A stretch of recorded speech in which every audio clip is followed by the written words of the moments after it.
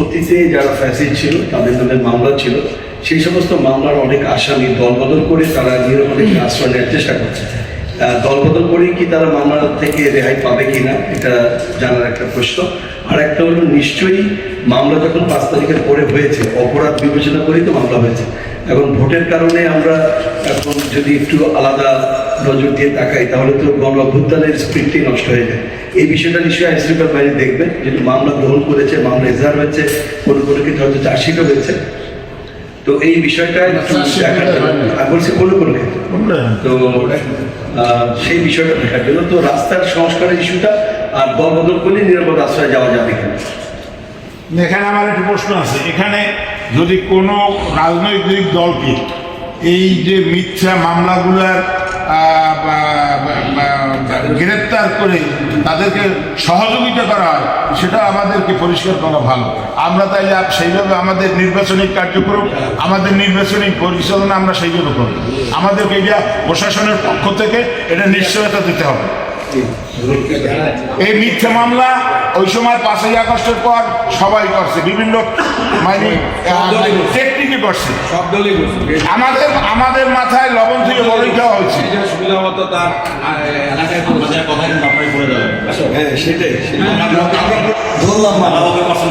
কিন্তু এই মামলার বাইরে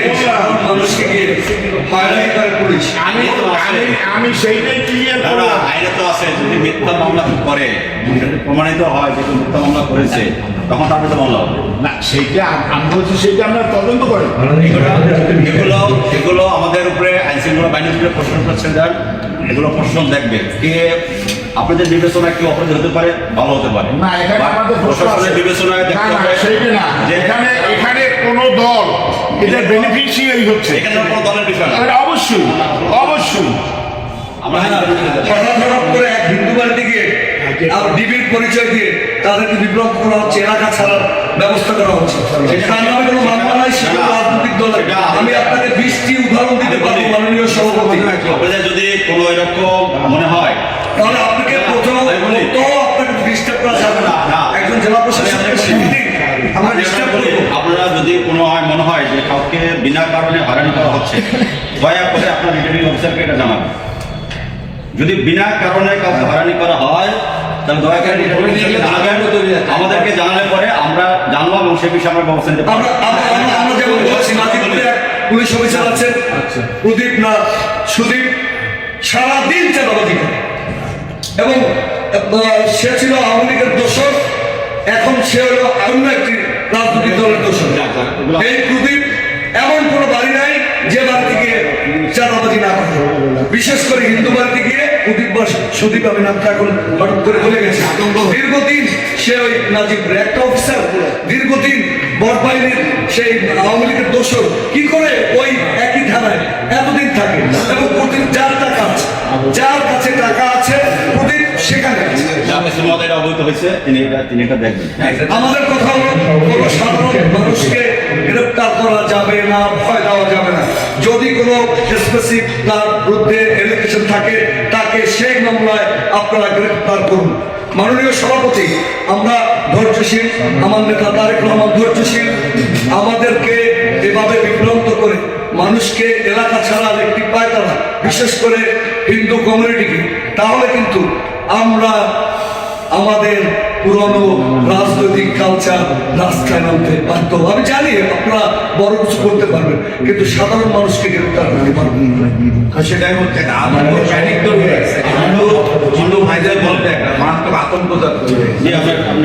আমরা যে বিষয়টা নিয়ে এখন কথা বলছি, আমরা 5ই আগস্টের পরে আকাঙ্ক্ষা করি ইনসাফের ভিত্তিতে যিনি অপরাধী তার বিচার হতে হবে, যিনি নিরপরাধ তাকে কোনো রকমের হয়রানি করা যাবে না, এবং সেই দায়িত্ব আপনাদের উপরে এবং আপনারাই নির্ধারণ করবেন। এবং আমরা আশা রাখি যে আপনারা সুবিচারটাই সেখানে প্রতিষ্ঠা করবেন।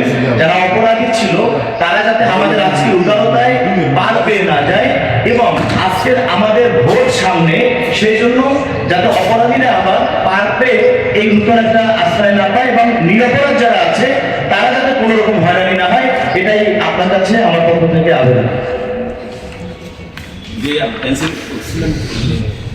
মাননীয় সভাপতি, আপনার কাছে আমার একটা আন্তর্জাতিক মধ্যে 5 আগস্ট পরবর্তী সময় আসলে অনেক ছোট ছোট মামলা হয়ে যায়।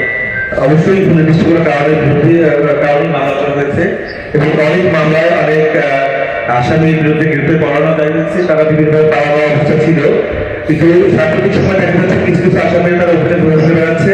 তো আমার আসলে জানা ছিল যে এই নির্বাচন উপলক্ষে কি তারা এমনি ওখানে ঘুরে ফিরে বেড়াতে পারবে কিনা, এবং অনেক জায়গায় অনেক দেশীয় অস্ত্র, তারপরে আগ্নেয়াস্ত্র সহ বিভিন্ন ধরনের অস্ত্র ধরনের একমাত্র ছিল, এগুলো এখন পর্যন্ত কোনো কিছু উদ্ধারই করা হয় নাই। এর ভিতরে আমরা নির্বাচনের দিকে যাচ্ছি। তো এই সময় আসলে নির্বাচনের যে প্রার্থীরা আছে তারা কি, আমরা যারা নির্বাচনের এজেন্ট হিসেবে কাজ করবো, আমরাও তো আসলে এখন খুব নিরাপত্তা ভুগতেছি। তো এই অস্ত্র উদ্ধারের ব্যাপারে আসলে আপনাদের করণীয় কি করবেন, আরো এটা হবে কিনা? যদি না হয় সেক্ষেত্রে যে পরিমাণ অস্ত্র ছিল একটা সময় অস্ত্রের গোডাউনে বলা যায়, এমন কোনো বাড়ি ছিল না, এমন কোনো লোকের কাছে ছিল না, অস্ত্র ছিল না, কিন্তু সেই অনুবাদে কিন্তু কোনো অস্ত্র উদ্ধারই হয়ে যাবে থেকে। এই ব্যাপারে আপনাদের মতামত জানতে চাচ্ছিলাম। আমি জহিরুল্লাহ একটা বিষয়ে স্পষ্ট করতে চাচ্ছি। আমরা প্রিন্সিপাল ভালো হয়েছিলাম, নির্বাচন আগ্রহ যতই ঘন হচ্ছে, প্রিন্সিপালের সন্তুষ্টে ততই ওপেন হচ্ছে। আমি কয়েকবার বিষয়টা আপনার কাছে মিটিংয়ে বলেছি এবং গত কয়েকদিন পূর্বেও আমরা থেকে যে একটা জায়গায় প্রিন্সিপালের 10 জন সন্ত্রাসী, তার মধ্যে একজন অবস্থান করতেছিল। আধা ঘন্টা পর্যন্ত আমরা সেখানে অবস্থান করছি, প্রশ্ন সেখানে যেতে পারিনি। এটার জন্য দায় কি প্রশ্ন নেবে না প্রিন্সিপাল বক্তা আসবে এটা বিষয়টা? আর আছে অল্প সমস্যা আছে।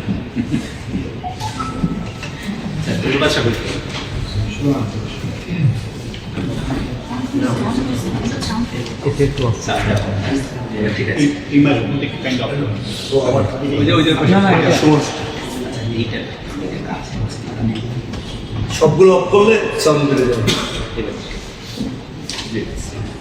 ধন্যবাদ সকলকে। আজকে প্রতীক বরাদ্দের তারিখে আমরা বেশ কিছু ইস্যু সামনে চলে এসছে। আজকের অনুষ্ঠানের সময় সব বিজ্ঞ জেলা প্রশাসক, উপস্থিত সরকারি বিভিন্ন দপ্তরের বিভিন্ন কর্মকর্তাবৃন্দ এবং বাংলাদেশের ভবিষ্যৎ কাটায় রাজনৈতিক আপনাদের দিকেই বাংলাদেশ তাকিয়ে আছে।